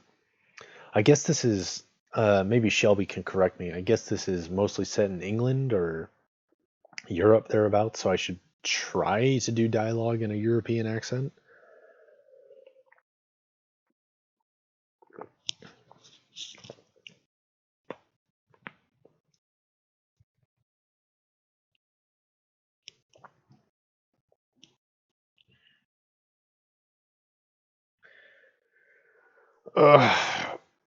Who knew reading could be so exhausting? I guess that's why people read before they go to bed. Who knew? Anyways, Chapter 2. Outside Oakbridge Station, a little group of people stood in momentary uncertainty. Behind them stood porters with suitcase. One of them called, Jim! The driver of one of the taxis stepped forward. You'm for Soldier Island, maybe? He asked in a soft Devon voice. 4 voices gave assent, and then immediately afterwards gave a quick surreptitious glances at each other. The driver said, addressing his remarks to Mr. Justice Wargrave as the senior member of the party, There are 2 taxis here, sir. One of them must wait till the slow train from Exeter gets in, a matter of 5 minutes. There's one gentleman coming by that. Perhaps one of you wouldn't mind waiting. You'd be more comfortable that way. Vera Claythorne, her own secretarial position clear in her mind, spoke at once. I'll wait, she said, if you will go on. She looked at the other 3. Her glance and voice had the slight suggestion of command in it. It comes from having occupied a position of authority. She might have been directing which tennis sets the girls were to play in. Miss Brent said stiffly, Thank you, bent her head and entered one of the taxis, the door of which the driver was holding open. Mr. Justice Wargrave followed her. Captain Lombard said, I'll wait with Miss Claythorne, said Vera. My name is Lombard. Philip Lombard. The porters were piling luggage in the taxi. Inside, Mr. Justice Wargrave said with due legal caution, "Beautiful weather we are having." Miss Brent said, "Yes, indeed." A very distinguished old gentleman, she thought to herself, quite unlike the usual type of man in seaside guest houses. Evidently, Mrs. or Miss Oliver had good connections. Justice Wargrave inquired, "Do you know this part of the world well? I have been to Cornwall and to Torquay, but this is my first. This is my first to this part of Devon." The judge said, "I also am unacquainted with this part of the world." Taxi drove off. The driver of the second taxi said, "I like to sit inside while you're waiting." Vera said decisively, "Not at all." Captain Lombard smiled. He said, "That sunny wall looks more attractive, unless you'd rather go inside the station." "No, indeed. It's so delightful to get out of that stuffy train." He answered, "Yes, traveling by train is rather trying in this weather." Vera said conventionally, "I do hope it lasts. The weather, I mean. Our English summers are so treacherous." With a slight lack of originality, Lombard asked, "Do you know this part of the world well?" "No, I've never seen it here before," she added quickly, conscientiously determined to make her position clear at once. "I haven't even seen my employer yet." "Your employer?" "Yes, I'm Mrs. Owen's secretary." "Oh, I see." Just imperceptibly, his manner changed.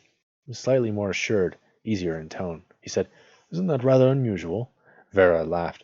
"Oh, no, I don't think so. Her own secretary was suddenly taken ill, and she wired to an agency for a substitute, and they sent me." So that was that. "So that was that. And suppose you don't like the post when you've got there?" Vera laughed again. "Oh, it's only temporary. A holiday post. I've got a permanent job at a girls' school. As a matter of fact, I'm frightfully thrilled at the prospect of seeing Soldier Island. There's been such a lot about it in the papers. It really is it really very fascinating?" Lombard said. "I don't know. I haven't seen it." "Oh, really? The Owens are frightfully keen on it, I suppose. What are they like? Do tell me." Lombard thought. "Awkward, this. Am I supposed to have met them or not?" He said quickly, "There's a wasp crawling on your arm. No, keep quite still." He made a convincing pounce. "There, it's gone." "Oh, thank you. There are a lot of wasps about this summer." "Yes, I suppose it's the heat. Who are we waiting for, do you know?" I haven't the least idea."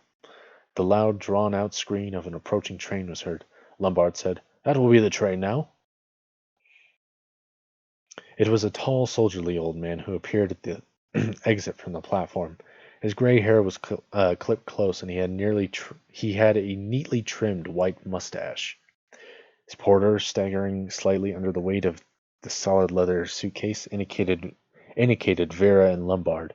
Vera came forward in a competent manner. She said, "I am Mrs. Owen's secretary. There is a car waiting here for you." She added, "This is Mr. Lombard." The faded blue eyes, shrewd in spite of their age, sized up Lombard. For a moment, a judgment showed in them, had there been anyone to read it. "Good-looking fellow. Something just a little wrong about him." The three of them got into the waiting taxi.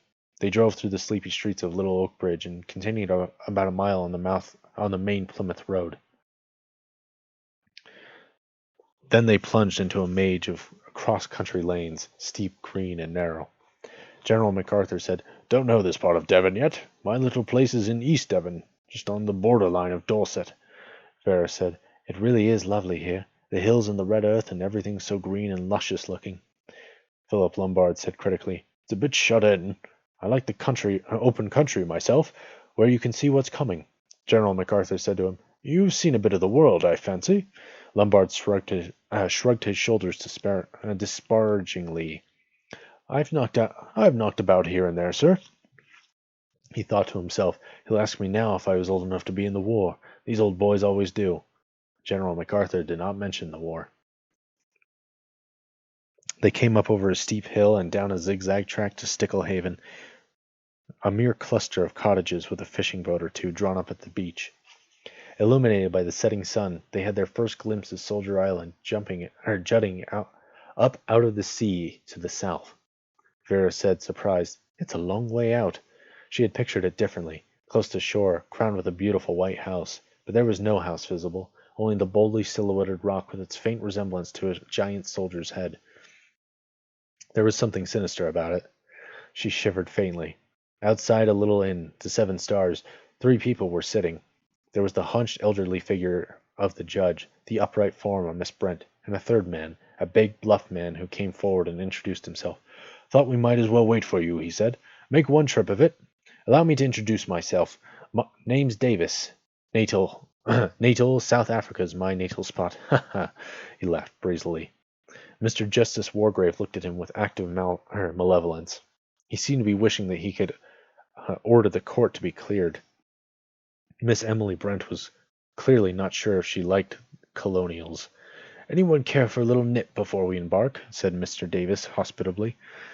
Nobody assenting to this proposition, Mr. Davis turned and held up a finger. "Mustn't delay, then. Our good host and hostess will be expecting us," he said. He might have noticed that a curious constraint came over the other members of the party. It was as though the mention of their host and hostesses had a curiously paralyzing effect upon the guests. In response to Davis's beckoning finger, a man detached himself from a nearby wall against which he was leaning and came up to them. His rolling gait proclaimed him a man of the sea. He had a weather-beaten face and dark eyes with a slightly evasive expression. He spoke in his soft Devon voice. "Will you be ready to be starting off for the island, ladies and gentlemen? The boat's waiting. There's 2 gentlemen coming by car, but Mr. Owen's orders was not to wait for them, as they might arrive at any time." The party got up. Their guide led them along a small stone jetty. Alongside it, a motorboat was lying. Emily Brent said, "That's a very small boat." The boat's owner said persuasively, "She's a fine boat, that, ma'am. You could go to Plymouth in her just as easy as winking." Mr. Justice Hargrave said sharply, "There are a good many of us. She'll take double the number, sir." Philip Lombard said in his pleasant, easy voice, "It's quite all right. Glorious weather, no swell." Rather doubtfully, Miss Brent permitted herself to be helped into the boat. The others followed suit.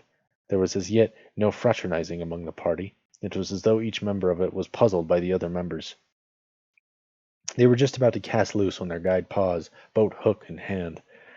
Down the steep track into the village a car was coming. A car so fantastically powerful, so superlatively beautiful that it had all the nature of an apparition. At the wheel sat a young man, his hair blown back by the wind. In the blaze of the evening light he looked, not a man, but a young god, a hero god out of some northern saga. He touched the horn, and a great roar of sound echoed from the rocks of the bay. It was a fantastic moment. In it, Anthony Marston seemed to be something more than mortal. Afterward, more than one of those present remembered that moment. Fred Narracott sat by the engine, thinking to himself that this was a queer lot. Not at all of what Mr. Owen's guest was likely to be. Not at all his idea of what Mr. Owen's guests were likely to be. He had expected something altogether more classy. Togged-up women and gentlemen in yachting costume, and all very rich and important looking. Not at all like Mr. Elmer Robson's parties. A faint grin came to Fred Narracott's lips as he remembered the millionaire's guests. That had been a party, if you'd like, and the drink they'd got through. This Mr. Owen must be a very different sort of gentleman. Funny it was, thought Fred, that he'd never yet set eyes on Owen, or his missus either. Never had been down here yet, he hadn't. Everything ordered and paid for by that Mr. Morris. Instructions always very clear and payment prompt. But it was odd at the same time. The paper said there was some mystery about Owen. Mr. Narracott agreed with him. Perhaps, after all, it was Miss Gabriel Turrell who had bought the island, but that theory would departed from him as he surveyed his passengers. Not this lot. None of them looked likely to have anything to do with a film star. He summed them up dispassionately. One old maid, the sour kind, he knew them quite well enough. She was a Tartar, he could bet. Old military gentleman, real army by the look of him. Nice-looking young lady, but the ordinary kind, not glamorous. No Hollywood touch about her. That bluff, cheery gent. He wasn't a real gentleman. Retired tradesman, that's what he is, thought Fred Narracott. The other gentleman, the lean, hungry-looking gentleman with the quick eyes, he was the queer one, he was. Just perhaps he might have something to do with the pictures. No, there was only one satisfactory passenger in the boat. The last gentleman, the one who had arrived in the car. And what a car! A car such as had never been seen in Sticklehaven before. Must have cost hundreds and hundreds a car like that. He was the right kind. Born to money, he was. If the party had been all like him, he'd understand it. Queer business is when you came to think of it. The whole thing was queer. Very queer.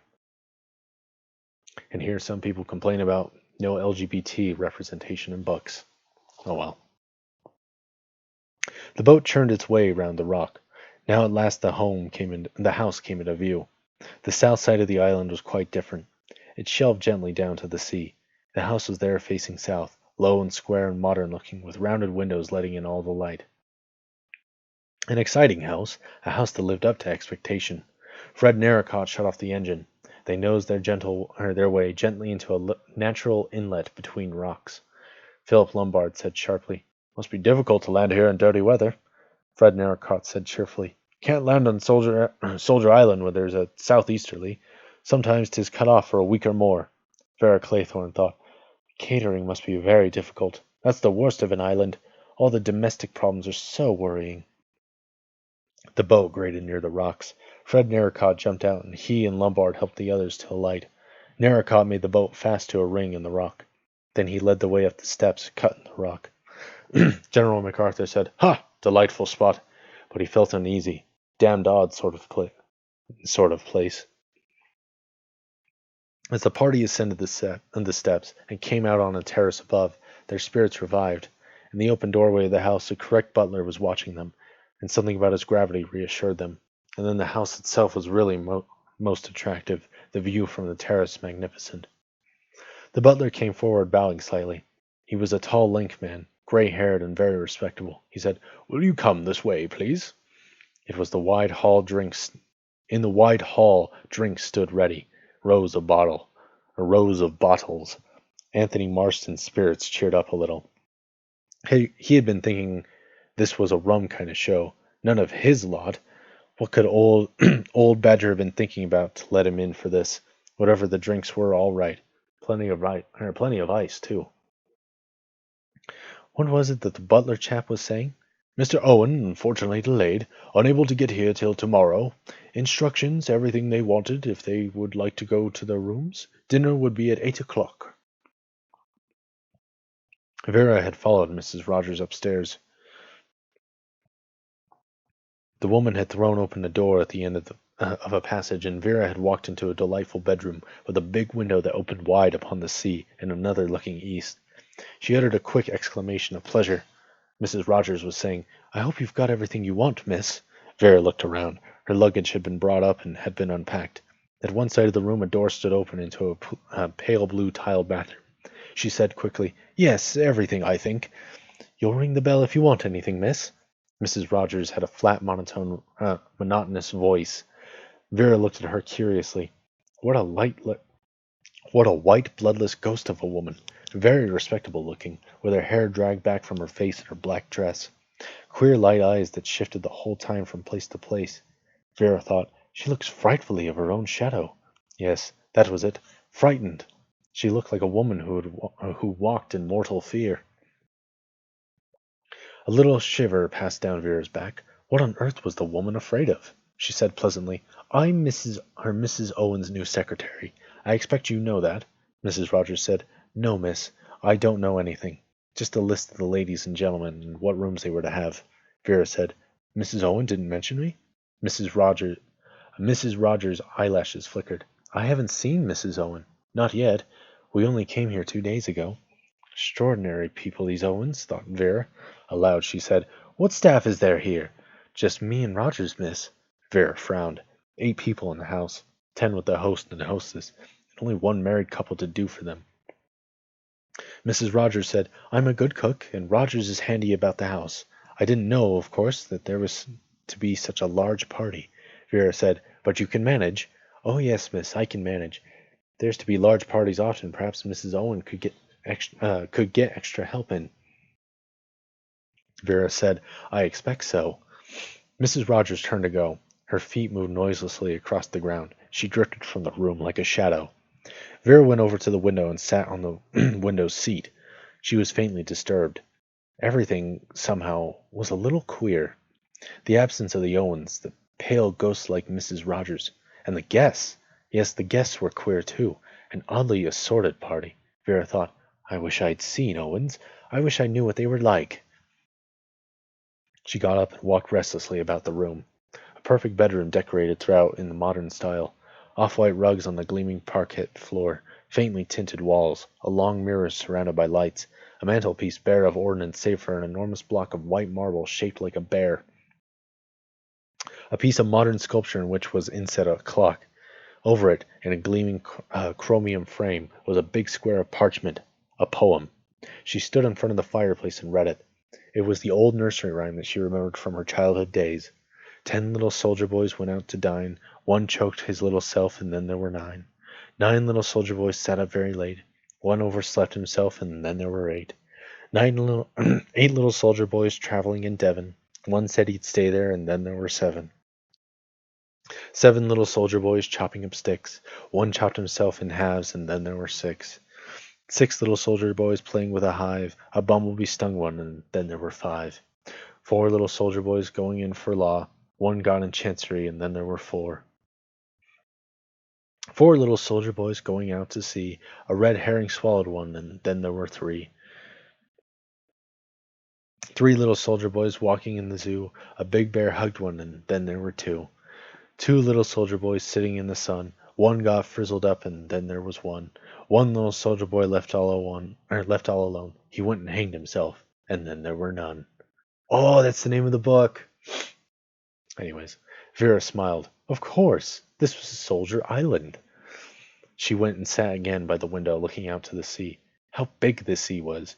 From here, there was no land to be seen anywhere. Just a vast expanse of blue water rippling in the evening sun. The sea, so peaceful today, sometimes so cruel. The sea that dragged you down to its depths. Drowned, found drowned, drowned at sea. Drowned, drowned, drowned. No, she wouldn't remember. She would not think of it. All that was over. Dr. Armstrong came to Soldier Island just as the sun was sinking into the sea. On the way across, he chatted to the boatman, a local man. He was anxious to find out a little about these people who owned Soldier Island, but the man Narracott seemed curiously ill-informed, or perhaps unwilling to talk. So Dr. Armstrong chatted instead of the weather and of fishing. He was tired after his long motor drive. His eyeballs ached. Driving west, you were driving against the sun. Yes, he was very tired. The sea in perfect peace, that was what he needed. He would like, really, to take a long holiday, but he couldn't afford to do that.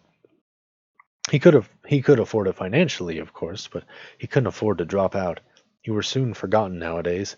No, now that he had arrived, he must keep his nose to the grindstone. He thought, all the same, this evening, I'll imagine to myself that I'm not going back, that I've done with London and Harley Street and all the rest of it. There was something magical about an island. The mere word suggested fantasy.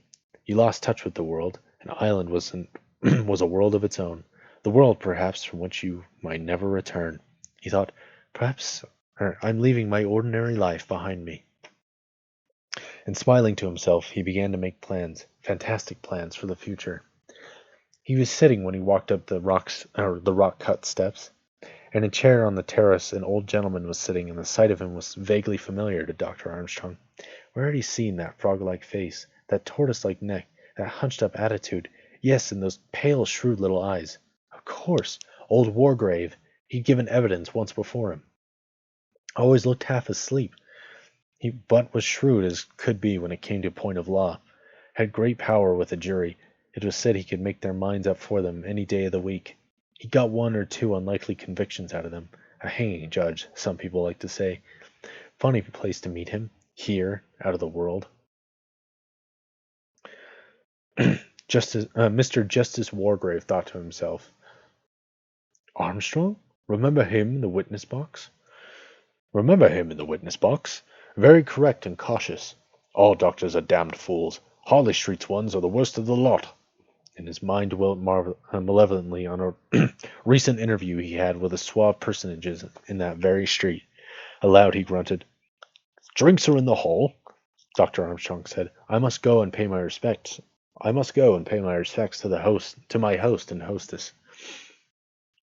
Mr. Justice Wargrave closed his eyes again, looking decidedly reptilian, and said, You can't do that.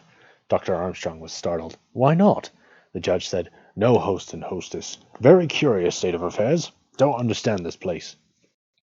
Dr. Armstrong stared at him for a minute. When he thought the old gentleman had actually gone to sleep, Wargrave said suddenly. Do you know Constance Culmington? No, I'm afraid I don't. It's of no consequence, said the judge. A very vague woman. Practically unreadable handwriting.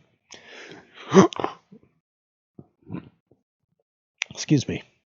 I was just wondering if I'd come to the wrong house. Dr. Armstrong shook his head and went on up in the house. Mr. Justice Wargrave reflected on the subject of Constance Culmington, undependable, like all women. His mind went on to the two women in the house, the tight-lipped old maid and the girl. He didn't care for the girl, cold-blooded young hussy. No, 3 women if you counted the Rogers woman. Odd creature. She looked scared to death. Respectful pair and knew their job. Rogers coming out on the terrace that minute, the judge asked him, Is Lady Constance Culmington expected, do you know? Rogers stared at him. No, sir, not to my knowledge. The judge's eyebrows rose, but he only grunted. He thought, Soldier Island, eh? There's a fly in the ointment. Anthony Marston was in his bath. He luxuriated in the steaming water. His limbs had felt cramped after his long drive. Very few thoughts passed through his head. Anthony was a creature of sensation and of action. He thought to himself, must go through with it, I suppose, and thereafter dismissed everything from his mind. Warm, steaming water, tired limbs, presently a shave, a cocktail dinner, and after? Mr. Bloor was tying his tie. He wasn't very good at this sort of thing. Did he look all right? He supposed so. Nobody had been exactly cordial to him. Funny the way they all looked at each other, as though they knew. Well, it was up to him. He didn't mean to bungle his job. He glanced up at the framed nursery rhyme over the mantelpiece. Neat touch having that there. He thought, remember the island when I was a kid? Never thought I'd be doing this sort of job in a house here. Good thing, perhaps, that one can't foresee the future. General MacArthur was frowning to himself. Damn it all, the whole thing was deuced odd. Not at all what he'd been led to expect. For 2 pins he'd made an excuse and gone away, throw up the whole business, but the motorboat had gone back to the mainland. He'd have to stay. That fellow Lombard now, he was a queer chap. Not straight. He'd swear that man wasn't straight.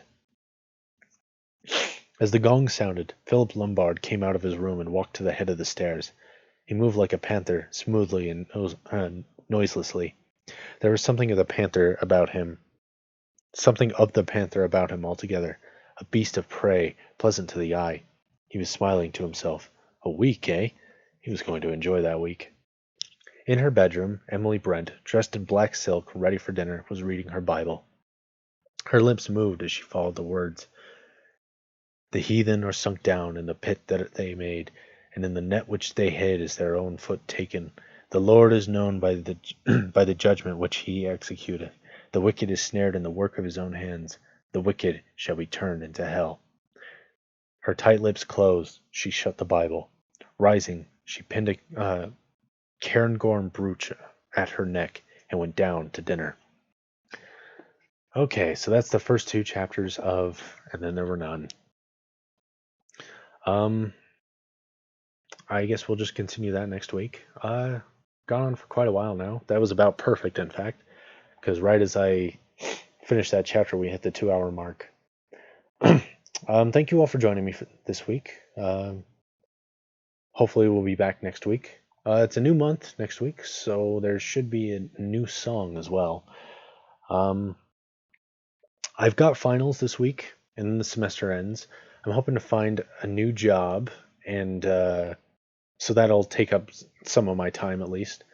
And I don't know what my schedule is going to end up being like if I end up getting one. And for that matter, I don't know when it's going to change. Aside from that, I would like to get an actual professional microphone with my tax return. They make some nice ones that are only like $100 each, and then I'd like to also get maybe a microphone stand. I've been kind of thinking, I'm not sure if I want to keep it in the room that I'm doing this in. There is right next to me, there is the furnace room, and when the furnace isn't on, it's dead quiet in there. So I've been wondering about maybe doing some reading in there. I don't know about that yet, but Hopefully, I will get an actual professional microphone. If I do that, hopefully the sound quality will go up and you'll notice it. We'll see either way. But I'm starting to go a little crazy here, so I'm just going to cut this off before I say something even more stupid than I normally do. Thank you all for joining me. Hope to see you next week. Thanks for coming out. Have a good night.